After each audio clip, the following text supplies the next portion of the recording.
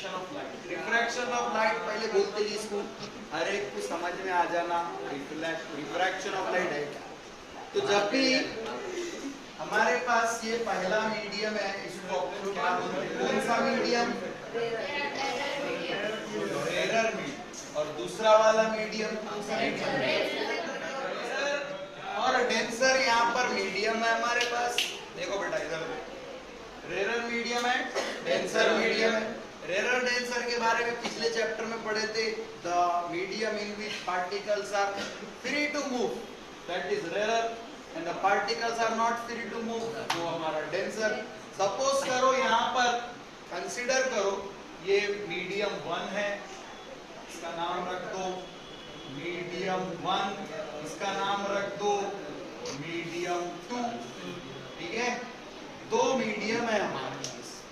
जब भी light medium 1 से मीडियम 2 में, यानी रेरर मीडियम से डेंसर मीडियम में ट्रैवल करेगी, यहाँ से यहाँ पर आएगी, तो आप लोग देख सकते हैं कि लाइट की जो रे है, जाना तो चाहिए था सीधा, लेकिन आप देख सकते हैं ये थोड़ा सा बेंड हो जाए, it is bends towards the north. तो इसी को हम बोलते हैं रिफ्रैक्शन ऑफ लाइट। क्या बोलते हैं, रिफ्रैक्शन ऑफ लाइट।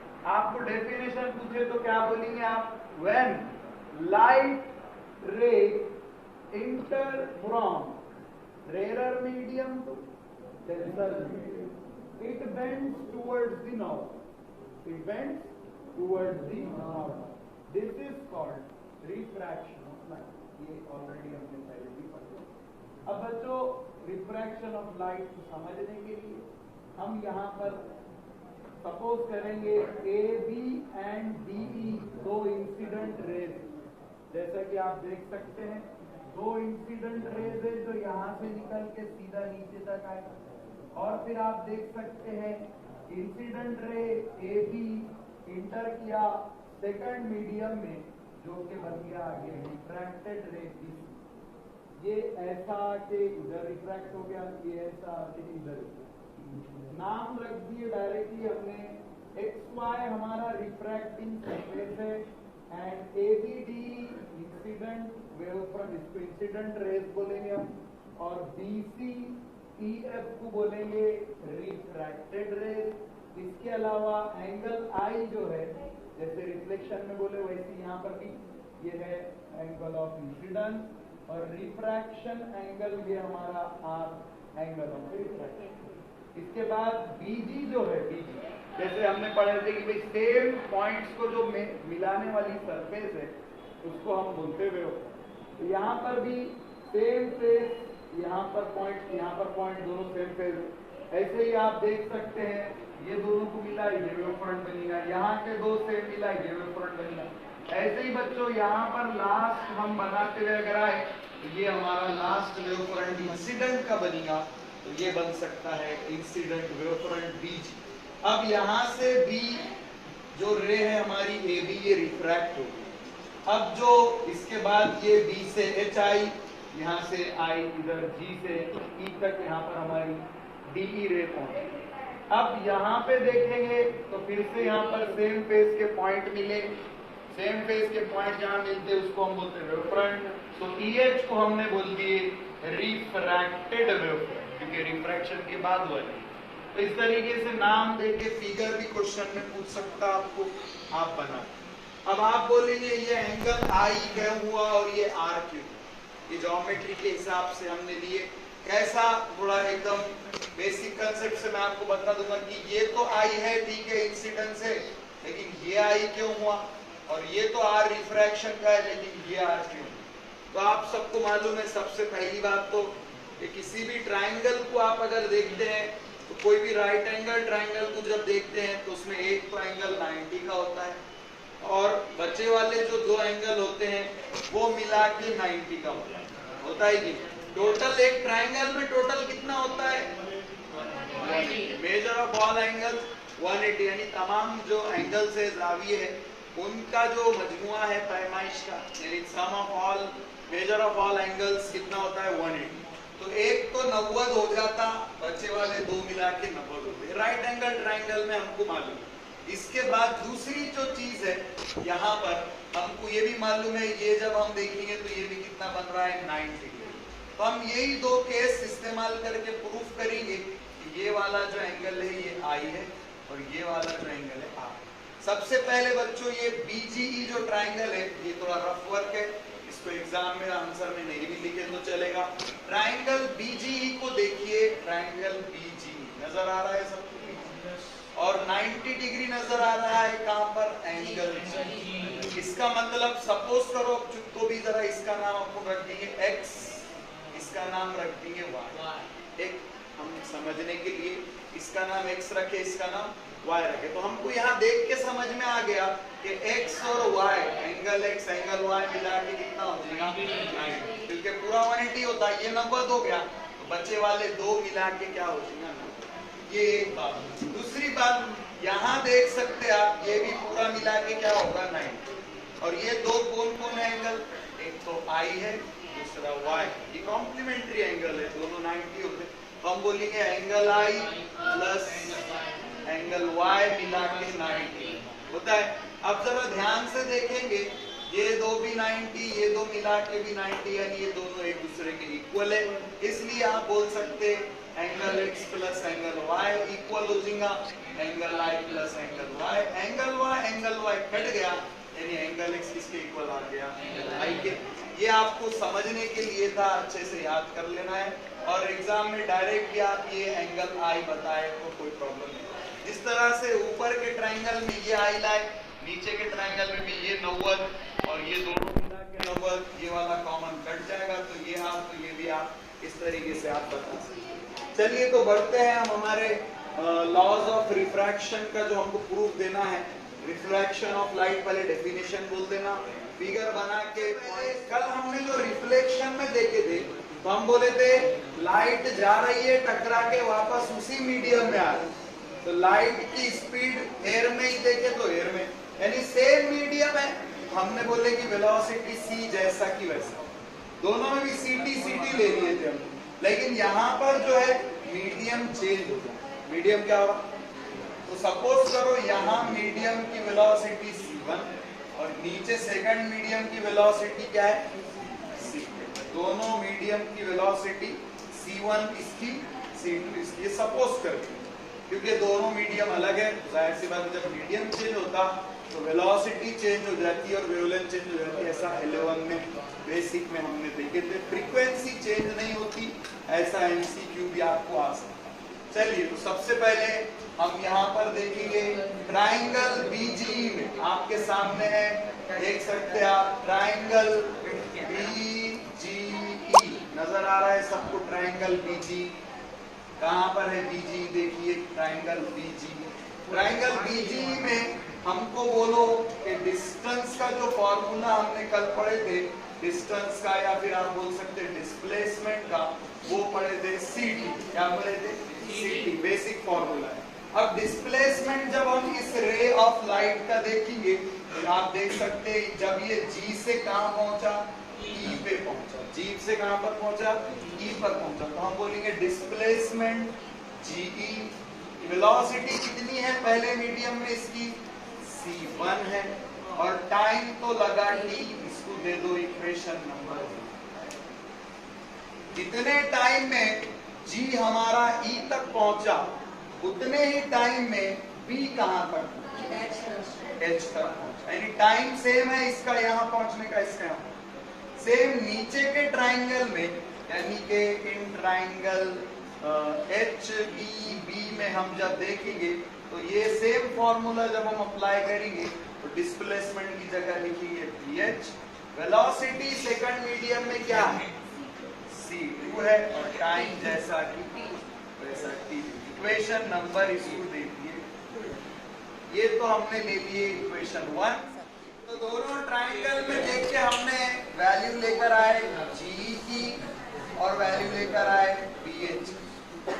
इसी तरह हम क्या करेंगे, साइन की वैल्यू निकालेंगे, साइन ऑफ एंगल। हम बचपन से आप पढ़ रहे साइन का basic formula, sine theta is equal to क्या, अपोजिट साइड बाय हाइपोटेनस। ये आपके पास फॉर्मूला है साइन थीटा, ठीक है। साइन थीटा का फॉर्मूला दोनों ट्राइंगल में लगाएंगे, दोनों ट्राइंगल में।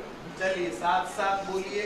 पहले ट्राइंगल बीजीई में लगाएंगे sine I is equal to, कहां पर है पहले बीजीई, देखो कहां पर है, ये बीजीई दिख रहा सबको ट्राइंगल बीजीई। यहाँ पर आई कहाँ है, यहाँ पर। तो बोलो आई के अपोजिट का साइड कौन सा है, जीडी है। और हाइपोटेनस कौन सा है, है 90 के सामने का कौन सा रहता है, ये बी हाइपोटेनस। तो हम लिख देंगे अपोजिट साइड बाय हाइपोटेनस, यानी कि GE divided by B.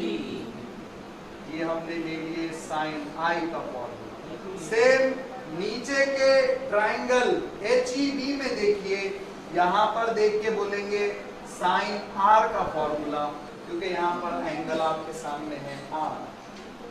HEB नजर आ रहा है, आर के अपोजिट कौन, BH है, हाइपोटेनस BE है। तो यहां पर भी सेम रख देंगे फॉर्मूले में BH अपॉन B। तो इस तरीके से साइन आई और साइन आर का फॉर्मूला हमने लिखा। ये लाने की वजह क्या है, अब आगे आपको पता चलेगा। 10th में पढ़े थे, 11 में पढ़े थे स्नेल्स लॉ। क्या पढ़े थे, Snell's law, refraction of light, जो 10 में की चैप्टर है 11 में इसी है। नहीं भी पढ़े तो अब याद रख लेना स्नेल्स लॉ क्या है। स्नेल्स लॉ है रिफ्रैक्टिव इंडेक्स जो होता है कोई भी मीडियम का, मीडियम सेकंड मीडियम का with respect to first medium. बोलने का तरीका ऐसा है, रिफ्रैक्टिव इंडेक्स को म्यू से भी डिनोट कर सकते, एन से भी डिनोट कर सकते, और इसको इस तरीके से लिखते refractive index of second medium with respect to first medium. इधर भी आप ऐसे लिख सकते refractive index of second medium with respect to first medium, और ये इक्वल होता है ratio of sine of incidence angle and sine of refraction. ये हमारे पास स्नेल का लॉ है जो बचपन में हमने पढ़े। अब अच्छे से इसको याद कर लेना, थोड़ा तफसील में बेसिक में एक बार हम रिपीट देखेंगे इसको कि किस तरह से आया, क्यों आया। फिलहाल हमको इसके हद तक हमको सिर्फ डायरेक्टली स्नेल्स लॉ का यूज करते हैं। देयरफॉर U21 म्यू है, एक्चुअली μ21 आप ले लिए refractive index of second medium with respect to first medium. यहाँ पर नजर आ रहा है साइन आई, और साइन आई की वैल्यू आपके पास है GE divided by divided sine R की वैल्यू भी आपके पास है BH अपॉन बेटा BB हो गया कैंसिल, बचा क्या GE बाय BH। और इक्वेशन 1 और 2 को देखेंगे ध्यान से, फ्रॉम इक्वेशन 1 एंड 2 मसावत 1 और 2 से, तो आप लिख सकते μ21 इज इक्वल टू GE की जगह क्या रख सकते C1, और BH की जगह क्या रख सकते C2। T क्या हो गया, और μ21 की वैल्यू क्या आ गई C1 अपॉन C2। अब एक बात हमेशा याद रखिए कि अगर कोई चीज का रेशो, कोई भी चीज का रेशो हमेशा 1 से बड़ा होता है, क्या होता है 1 से बड़ा होता है, तो इसका मतलब न्यूमरेटर हमेशा बड़ा होता है, डिनोमिनेटर हमेशा छोटा होता है। मिसाल के तौर पे मैंने लिखा 1/2, तो इसकी वैल्यू अगर चेक करेंगे तो क्या होता है, यानी 1 से छोटी वैल्यू है।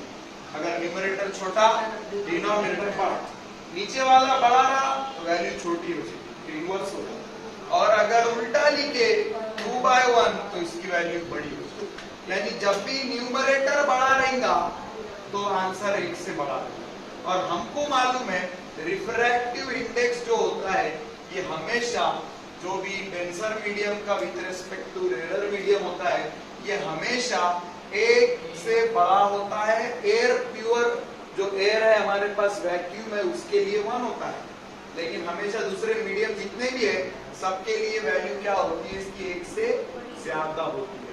1 से ज्यादा होती है यानी ये हमारी वैल्यू हमेशा 1 से ज्यादा होती है। इसका मतलब ये दोनों में कौन बड़ा है, C1 बड़ा होता है, C2 हमेशा यही होता है और इसी को बोलते हैं लॉ ऑफ रिफ्रैक्शन। तो लॉ ऑफ रिफ्रैक्शन इसको देख के आप बोल दे सकते, जैसे पहले हमने जब वेव थ्योरी पढ़े तो हमने ये भी बताया कि ह्यूजिंग के प्रिंसिपल से हम प्रूफ कर सकते हैं कि वेलोसिटी रेयर में ज्यादा होती है, डेंसर में कम होती है, जो कि पहले गलत बात हो गई थी, उल्टा बोलते रहे थे।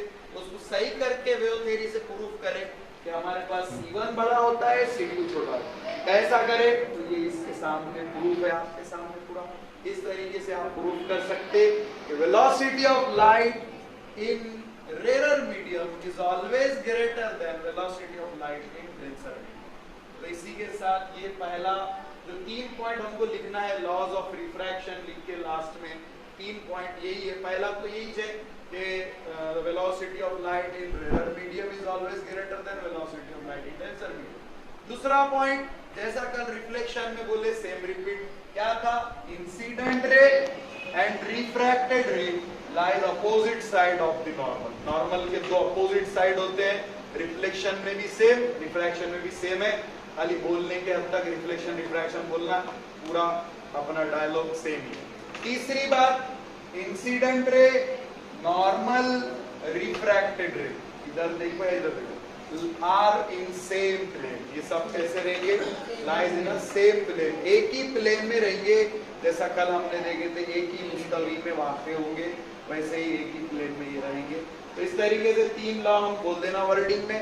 प्रूफ करने के लिए पहले आपने हेडिंग लिखना रिफ्रैक्शन ऑफ लाइट, जैसे डेफिनेशन बताई गई है वैसे बोल दो, फिगर बनाओ, फिगर बनाने के बाद ये तो ये नहीं लिखे तो चलेगा, आपको समझने के लिए एक्सप्लेन किया हुआ है। डायरेक्ट आप शुरू कर सकते ट्रायंगल BG में, ये वैल्यू ले लो, साइन की वैल्यू बोल दो।